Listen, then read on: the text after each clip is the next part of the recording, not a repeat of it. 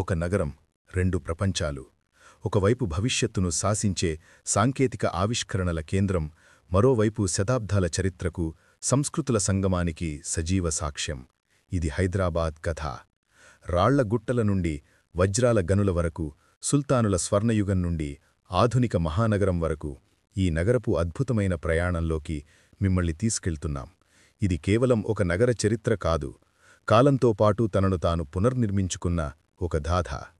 హైదరాబాద్ కథ ఈనాటిది కాదు. క్రీస్తుపూర్వం 1000 సంవత్సరాల ముందు నుంచే ఈ నేల ఇనుపయుగపు నాగరికతకు నిలయంగా ఉండేది. మౌర్యుల వంటి గొప్ప సామ్రాజ్యాలు ఈ ప్రాంతాన్ని తమ పాలనలో భాగం చేసుకున్నాయి. కానీ దక్కన్లో మొట్టమొదటి దేశీయ సామ్రాజ్యాన్ని స్థాపించింది శాతవాహనులు. వారి తొలి రాజధాని నేటి తెలంగాణలోని కోటిలింగాల. ఇక్కడే వారి అధికారానికి పునాది పడింది. ఈ కథలో కీలక మలుపు ఒక గొర్రెల కాపరి కొండ, తెలుగులో గొల్లకొండ. ఒక గొర్రెల కాపరికి దైవ విగ్రహం కనిపించడంతో కాకతీయ రాజులు ఇక్కడ ఒక మట్టికోటను నిర్మించారు. అదే నేటి గోల్కొండకు పునాది. శతాబ్దాలు గడిచాయి, పాలకులు మారారు. బహమనీల తర్వాత వచ్చిన కుతుబ్షాహీలు ఈ మట్టికోటను అభేద్యమైన గ్రానైట్ దుర్గంగా మార్చారు. 3 తరాల సుల్తానులు 62 సంవత్సరాల పాటు దీన్ని నిర్మించారు. త్వరలోనే సమీప గనుల నుండి వచ్చిన వజ్రాల వల్ల గోల్కొండ ప్రపంచ సంపదకు కేంద్రంగా మారింది. కోహినూర్, హోప్ డైమండ్ వంటి అపూర్వ వజ్రాలు ఇక్కడి నుండే ప్రపంచాన్ని చేరాయి. గోల్కొండ కీర్తి శిఖరాలకు చేరినప్పటికీ అధిక జనాభా మరియు అంటువ్యాధుల వల్ల కొత్త రాజధాని అవసరం ఏర్పడింది.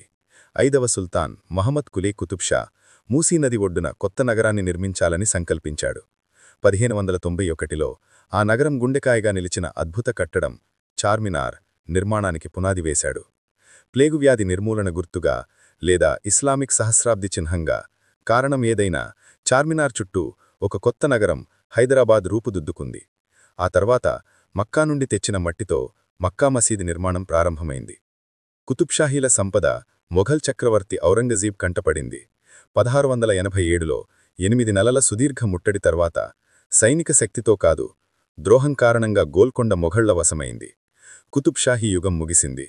ఆ తర్వాత మొఘల్ సామ్రాజ్యం బలహీనపడగా దక్కన్ వైస్రాయ్ మీర్ కమర్ ఉద్దీన్ సిద్దికీ అసఫ్జా అనే బిరుదుతో స్వాతంత్రం ప్రకటించాడు.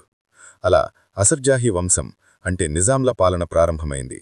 హైదరాబాద్ వారి రాజధానిగా బ్రిటిష్ ఇండియాలో అతిపెద్ద సంస్థానంగా ఎదిగింది. 1908 సెప్టెంబర్ 28 మూసీనది ఉగ్రరూపం దాల్చి నగరాన్ని ముంచెత్తింది. వేలాది మంది ప్రాణాలు కోల్పోయారు. ఈ విపత్తు నగరపు రూపురేఖలను మార్చేసింది. నిజాం ప్రఖ్యాత ఇంజనీర్ సర్ ఎం విశ్వేశ్వరయ్యను ఆహ్వానించాడు. ఆయన ప్రణాళికతో ఉస్మాన్ సాగర్, హిమాయత్ సాగర్ జలాశయాలు నిర్మించబడ్డాయి.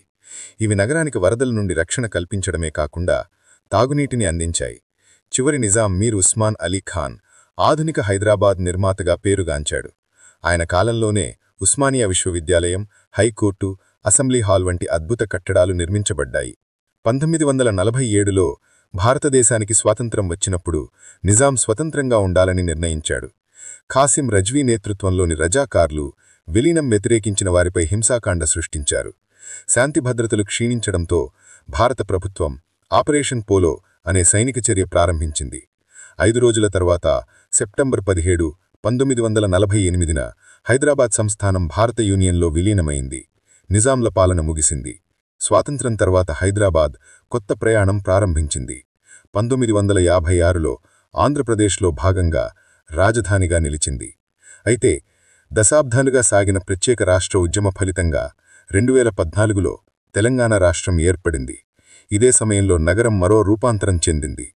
1990లలో హైటెక్ సిటీ నిర్మాణంతో హైదరాబాద్ ప్రపంచ ఐటీ కేంద్రంగా ఎదిగింది. సైబరాబాద్ అనే పేరుగాంచిన ఈ ప్రాంతం ప్రపంచ కంపెనీలను ఆకర్షించింది. మెట్రో రైలు, అంతర్జాతీయ విమానాశ్రయం వంటి ఆధునిక మౌలిక సదుపాయాలతో హైదరాబాద్ 21వ శతాబ్దపు మహానగరంగా అవతరించింది. శిలాయుగపు ఆనవాళ్ల నుండి సైబరాబాద్ ఆకాశ హర్మాయాల వరకు హైదరాబాద్ ప్రయాణం అద్భుతం. ఇది కేవలం రాళ్ళు కట్టడాల కథ కాదు, ఇది సంస్కృతుల సమ్మేళనం, స్థితిస్థాపకత, నిరంతర పరిణామం యొక్క కథ. గతాన్ని గౌరవిస్తూ భవిష్యత్తును ఆవిష్కరిస్తున్న ఈ నగరం ఎప్పటికీ తన ప్రత్యేకతను చాటుకుంటూనే ఉంటుంది. ఇది హైదరాబాద్, చరిత్ర మరియు భవిష్యత్తు కలిసే చోటు.